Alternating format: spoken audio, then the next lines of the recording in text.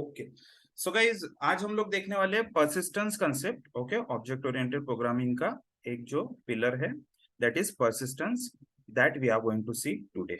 Okay, सबसे पहले हम देखेंगे कि प्रॉब्लम क्या है, ठीक है, एंड देन उस प्रॉब्लम को एनालाइज करके उसके ऊपर क्या सॉल्यूशन निकाला है उस सॉल्यूशन को देखेंगे एंड उसको इम्प्लीमेंट करके भी देखेंगे प्रैक्टिकली। ओके, सो सबसे पहले मैं यहाँ पर एक फाइल बना देता हूँ। इट्स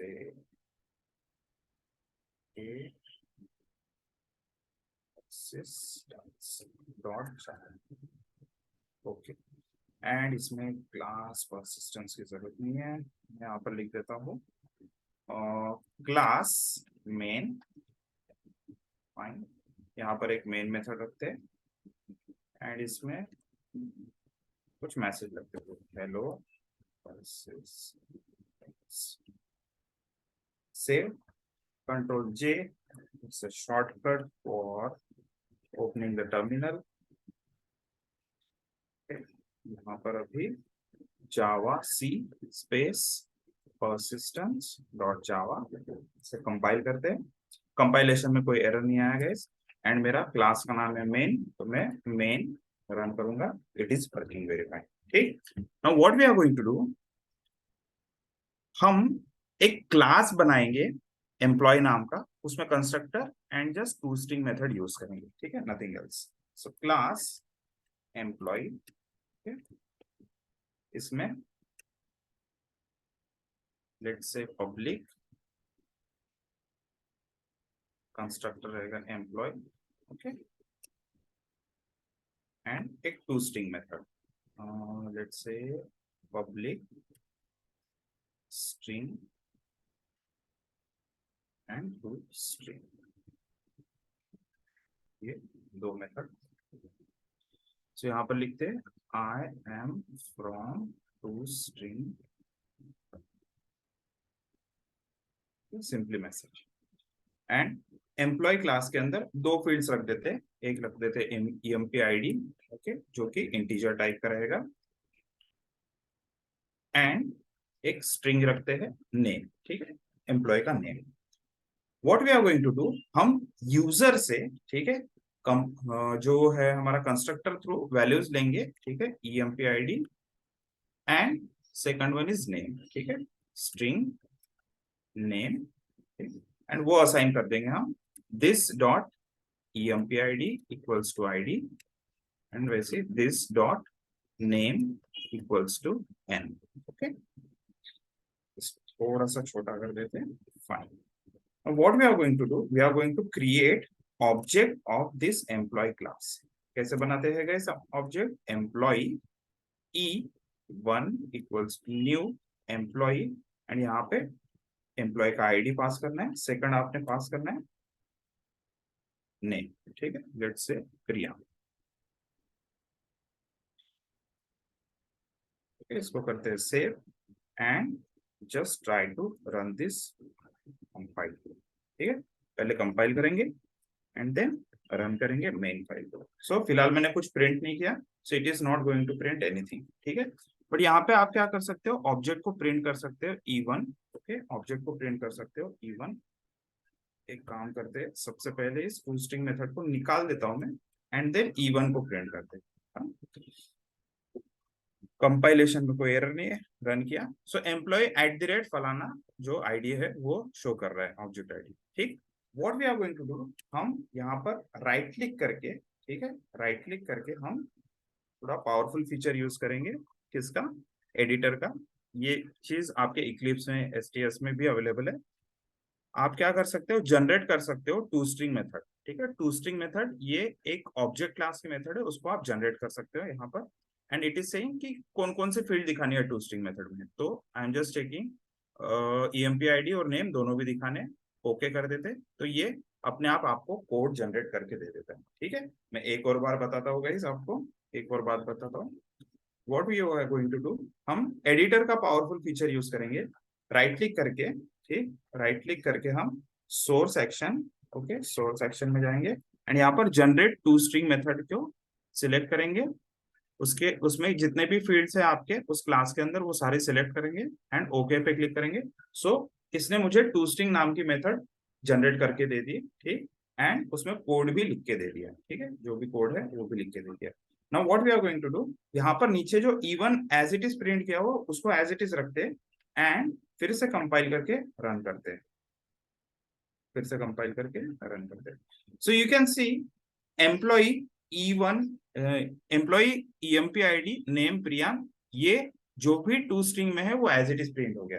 हमने मैन्युअली कॉल नहीं किया गाइस, मैन्युअली हमने E1 डॉट टू स्ट्रिंग को कॉल नहीं किया, बट फिर भी इसने प्रिंट करके दिखा दिया, ठीक, एज इट इज। क्यों? क्योंकि अगर आप किसी भी ऑब्जेक्ट को प्रिंट करते हैं एंड उस ऑब्जेक्ट, जिस क्लास का भी वो ऑब्जेक्ट है, उस क्लास में टू स्ट्रिंग मेथड है, तो उसके अंदर का कोड अपने आप एग्जीक्यूट हो जाता है गाइस, अपने आप एग्जीक्यूट हो जाता है, ठीक।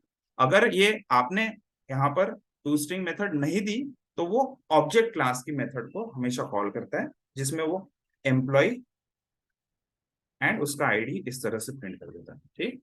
और हमने क्या किया, हमने इसको ओवरराइट कर दिया, तो ओवरराइट करके जो भी लिखा है वो चीज यहाँ पर प्रिंट हो गया, फाइन। So that's it.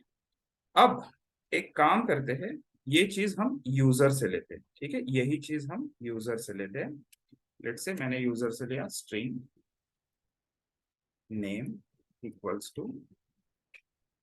रोशनी,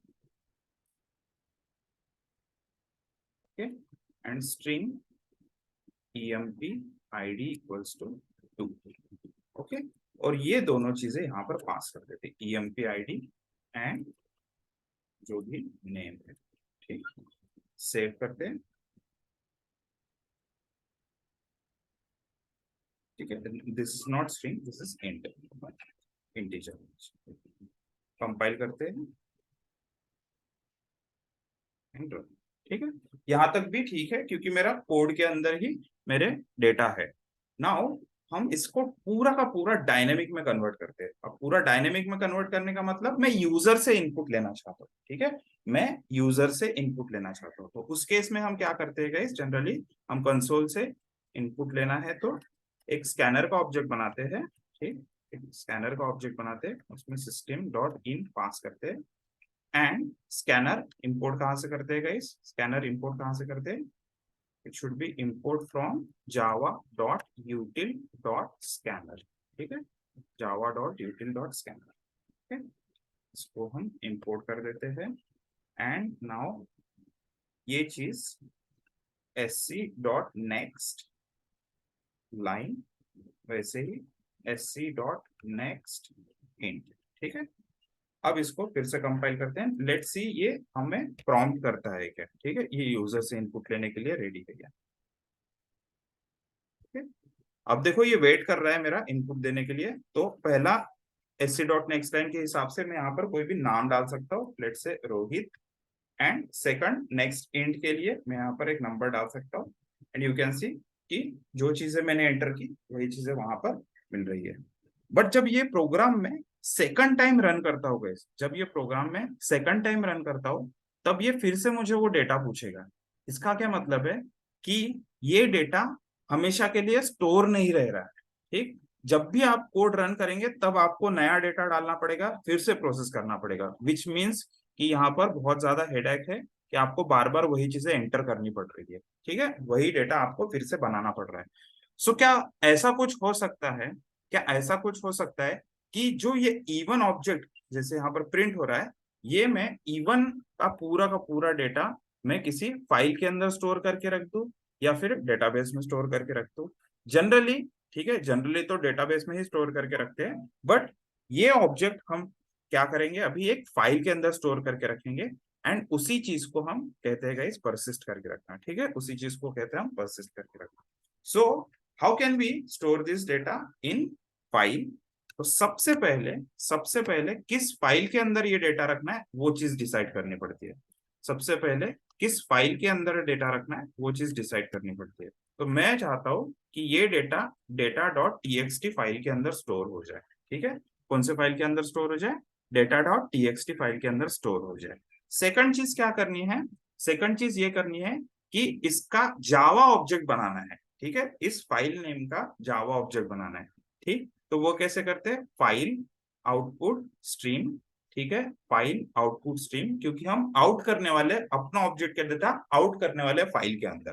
ठीक, तो यहाँ पर लिखते हैं FOS equals to new file output stream, and it is saying कि मुझे फाइल का नाम दे दो जिस फाइल में भी डेटा स्टोर करना है। ठीक है, सेकंड चीज फाइल आउटपुट स्ट्रीम तो हो गया, बट इस फाइल ऑब्जेक्ट का यूज कब करना है? कोई ऑब्जेक्ट स्टोर करने के लिए। ठीक है, जैसे एम्प्लॉय ऑब्जेक्ट स्टोर करने के लिए, स्टूडेंट ऑब्जेक्ट स्टोर करने के लिए, तो एक कस्टम ऑब्जेक्ट स्टोर करने के लिए इस फाइल आउटपुट स्ट्रीम का यूज करना है। तो अगर आपको ऑब्जेक्ट स्टोर करना है तो उसके लिए लिखना पड़ेगा आपको ऑब्जेक्ट आउटपुट स्ट्रीम। ठीक है, object output stream OOS equals to new object output stream, and it is saying कि मुझे उस फाइल ऑब्जेक्ट का, ठीक है, इंस्टेंस दे दो। यहाँ पर उस फाइल ऑब्जेक्ट का इंस्टेंस दे दो। ठीक, now finally object output stream का हमने क्या बना लिया? इंस्टेंस बना लिया। तो उसका यूज करके मैं राइट कर सकता हूँ कोई भी ऑब्जेक्ट। ठीक है, राइट कर सकता हूँ कोई भी object. In our case E1 is the object which we need to save in that file. तो ये वर्क कैसे करेगा? Object output stream write object के हिसाब से E1 में जो भी डेटा रहेगा वो क्या करेगा? वो स्टोर करेंगे हम किसके अंदर? इस पर्टिकुलर फाइल के अंदर। फाइल आउटपुट स्ट्रीम, ये फाइल नेम मतलब data.txt के अंदर ये डेटा स्टोर करके रख देंगे। ठीक, नाउ द थिंग इज कि ये एक्सटर्नल रिसोर्स है। इस प्रोग्राम के अंदर हम किसी और फाइल के साथ कम्युनिकेट कर रहे हैं, इसीलिए ये एरर थ्रो कर सकता है। क्या पता उस फाइल सिस्टम में आपको परमिशन ही नहीं है, ऑपरेटिंग सिस्टम पे आपको परमिशन ही नहीं है आपके जावा प्रोग्राम को सेव करने की, ऐसा भी हो सकता है। तो किसी भी तरह का एक्सेप्शन आ सकता है, इसीलिए ये सारे एरर्स आ रहे हैं गाइस, इसलिए ये सारे एरर्स आ रहे हैं। ठीक है, देखो यहाँ पर बोल रहा है कि throws exception, file not found exception हो सकता है, कोई भी एक्सेप्शन हो सकता है गाइस। ठीक, तो हम क्या करेंगे, इसको जस्ट टेस्टिंग पर्पस के लिए हम इसको एक थ्रोज एक्सेप्शन यहाँ पर सप्रेस करके रख देते हैं। ठीक है, इसको सप्रेस करके रख देते हैं। मतलब क्या है, ये हमें कोई एरर नहीं देगा, क्योंकि हमें पता है हमारा कोड है, हम कोडर है, हमारे हिसाब से ये चीजें हम परफेक्ट करने वाले, इसलिए हम इसको सप्रेस करके रख देते हैं। कैसे? जिस मेथड को भी हम कॉल कर रहे हैं उसमें थ्रोज एक्सेप्शन लिख देंगे। ठीक, नाउ फिर से कंपाइल करते हैं। ठीक है, first time it should ask me, okay, first time it should ask me name, तो मैं यहाँ पर नेम डाल देता हूँ शैलेश, एंड आईडी डाल देता हूँ। तो यहाँ पर ये शो कर रहा है what is that, exception in thread में नॉट सीरियलाइजेबल। ठीक है, what is the error guys? The error is कि जो एम्प्लॉय क्लास है वो सीरियलाइजेबल नहीं है, वो सीरियलाइज नहीं है। इसका क्या मतलब है कि अगर आपको कोई भी किसी भी क्लास का ऑब्जेक्ट अगर स्टोर करना है फाइल के अंदर, so that class should be serialisable. ठीक है, तो यहाँ पर हमें क्या लिखना पड़ेगा गाइस? सिर्फ लिखना पड़ेगा सीरियलाइजेबल। ठीक है, इतना हम लिख देंगे। ठीक है, इतना हम लिख देंगे। तो इससे क्या हो जाएगा? इससे ये एम्प्लॉय क्लास का कोई भी ऑब्जेक्ट बनाऊंगा उसको मैं फाइल में स्टोर कर सकता हूँ। ठीक, उसको मैं फाइल में स्टोर कर सकता हूँ। इसको करते सेव, यहाँ पर आते हैं, फिर से कंपाइल करते हैं। कंपाइल करने के बाद let's try to run this program. यहाँ पर डाल देते फिर से शैलेश एंड 4। तो employ EMP ID 4 and name Shailesh. तो इसने एक data.txt नाम की फाइल बना दी। ठीक है, data.txt नाम की फाइल बना दी, कैट से हम चेक कर सकते हैं उस फाइल की कंटेंट, एंड उसके अंदर ये सीरियलाइज्ड, ठीक है, सीरियलाइज्ड करके इस ऑब्जेक्ट को उसने स्टोर कर दिया। ठीक है, ये एक्चुअली आपका ऑब्जेक्ट स्टोर हो गया गाइस, ये पर्टिकुलर ऑब्जेक्ट आपका स्टोर हो गया फाइल के अंदर। ठीक, तो ऐसे आप जितने चाहे उतने ऑब्जेक्ट स्टोर करके रख सकते हो किसी भी फाइल के अंदर, एंड ये डेटा हमेशा के लिए परसिस्ट हो जाएगा, ये डेटा हमेशा के लिए परसिस्ट हो जाएगा। अभी हम क्या करते हैं, ये डेटा प्रॉपरली सेव हुआ है या नहीं हुआ है उसके लिए कोड लिखेंगे, and this time we are not going to take input from user. यहाँ पर कोई भी यूजर से इनपुट नहीं लेंगे और ना ही फाइल में राइट करेंगे। क्या करेंगे हम? जिस फाइल में राइट किया उस फाइल से डेटा को रीड करना है, जिस फाइल में राइट किया उसी फाइल से डेटा को रीड करना है। तो एग्जैक्टली अपोजिट मेथड हमें फॉलो करनी पड़ेगी। फाइल आउटपुट स्ट्रीम की जगह हमें देना पड़ेगा file input stream, FIS equals to new file input stream, and यहाँ पर लिख देते फाइल का नाम। सेकंड मुझे करना है ऑब्जेक्ट इनपुट स्ट्रीम, ठीक है, ऑब्जेक्ट इनपुट स्ट्रीम। क्यों? क्योंकि हम किसी ऑब्जेक्ट को रीड करने वाले हैं, ठीक है। Object input stream equals to new object input stream, यहाँ पर मैं फाइल इनपुट स्ट्रीम को पास कर दूंगा, ठीक। And finally OIS dot read object, OIS dot read object, वो पर्टिकुलर ऑब्जेक्ट को हमें रीड करना है, ठीक। अब ये जो ऑब्जेक्ट आने वाला है गाइस, ये जो ऑब्जेक्ट आने वाला है, ये एम्प्लॉय नाम का ऑब्जेक्ट, ये एम्प्लॉय क्लास का ऑब्जेक्ट आने वाला है, ठीक है। तो मैं यहाँ पर दे देता हूँ E1 इक्वल्स टू ऑब्जेक्ट का नाम। अब ये क्या बोल रहा है देखते हैं। ये बोल रहा है कि क्लास नॉट फाउंड एक्सेप्शन, ठीक है, ये क्लास नॉट फाउंड एक्सेप्शन दे रहा है। अब हमें पता है कि वो एम्प्लॉय क्लास का है, लेकिन कोड को तो नहीं पता ना कि वो एम्प्लॉय क्लास का है, इसलिए हमें इसको टाइप कास्ट करके रख देंगे, इसको बता देंगे मैन्युअली कि हाँ भाई एम्प्लॉय क्लास का ही ऑब्जेक्ट यहाँ पर आ रहा है, ठीक है। तो थोड़ा टाइप कास्ट करके आपको रखना पड़ेगा।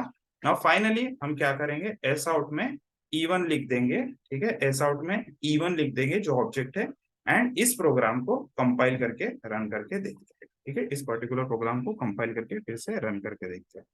So main, and you can सी ये पर्टिकुलर जो रिकॉर्ड है, मैंने कोई इनपुट नहीं लिया गाइस, किसी भी तरह का इनपुट नहीं लिया, मैंने सिर्फ फाइल में जो भी ऑब्जेक्ट था उसको एज इट इज रीड करके आपको शो कर दिया, ठीक है।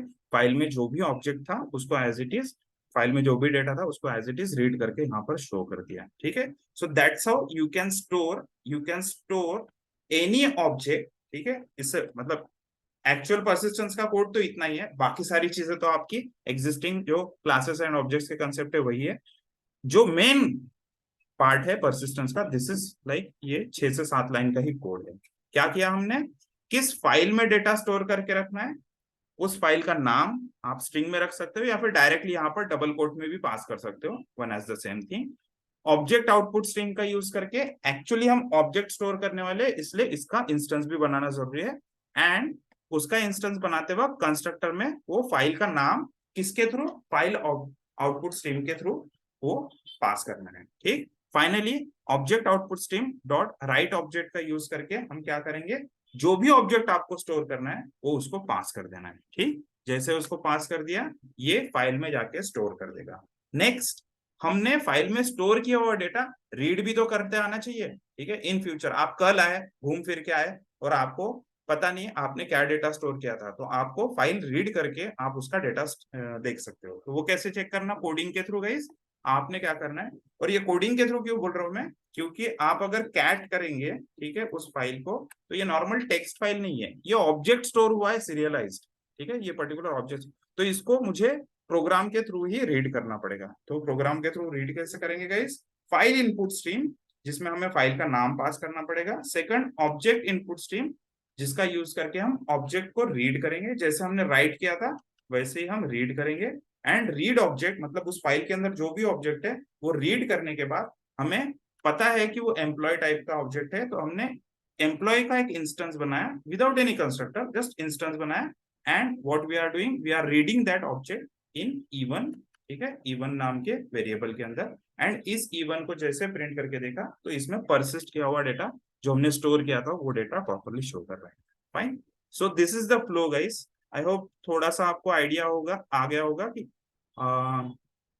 कि परसिस्टेंस कैसे वर्क करता है। Just give me like confirmation in the chat box so I can proceed with the another example collection wala. Just give me confirmation in the chat box guys whether you have understood कि persistence file में data store करना by using like this Java program, ये आपको समझ में आया नहीं आया? Great, thanks Priyank for the confirmation. So guys this is the very simple concept, just ये दो चीजें आपको याद रखनी है, आप 2-3 बार ये कोड करोगे आपको आइडिया आ जाएगा what we are trying to do here, ठीक। नाउ नेक्स्ट पार्ट मैंने बोला था कि आपको मैं ये भी बताऊंगा कि कलेक्शन कैसे यूज होता है और ऐसे केस में हम कलेक्शन कैसे यूज कर सकते हैं। ठीक, तो मैं एग्जिस्टिंग कोड को गाइस कमेंट कर देता हूँ एंड जस्ट क्लीन कोड रखते हैं, यहाँ पर क्लीन कोड रखते हैं।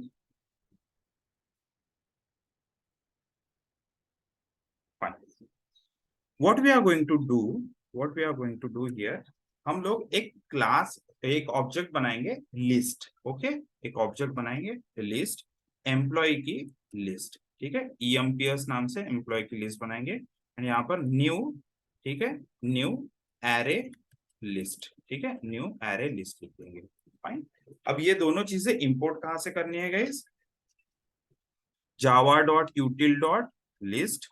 ओके, एंड सिमिलरली यहाँ पर भी java dot util dot array list। Okay, and now यहाँ पर मुझे ये चीज बतानी पड़ेगी कि मैं कौन से ऑब्जेक्ट्स इस लिस्ट में रखने वाला हूँ, कौन से ऑब्जेक्ट्स इस लिस्ट में रखने वाला हूँ। तो यहाँ पर मैं पास कर देता हूँ employ.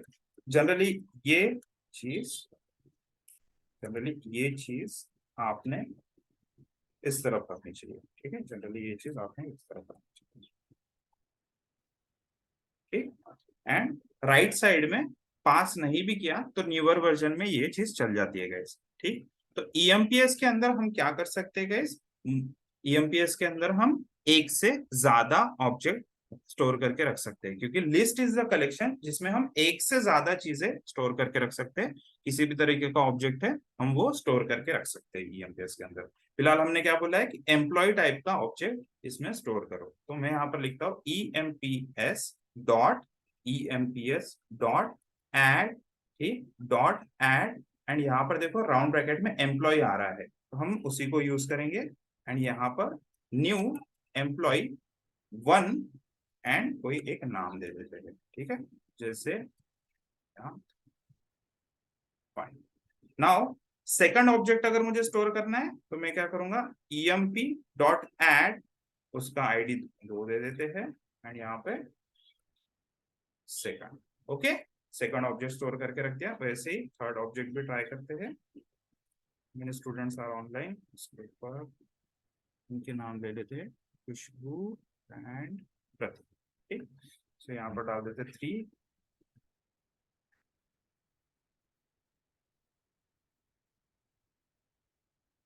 And finally the fourth one is Prateek. ठीक, अब इसको प्रिंट करते हैं आउट, यहाँ पर emps and save. Let's try to compile it one more time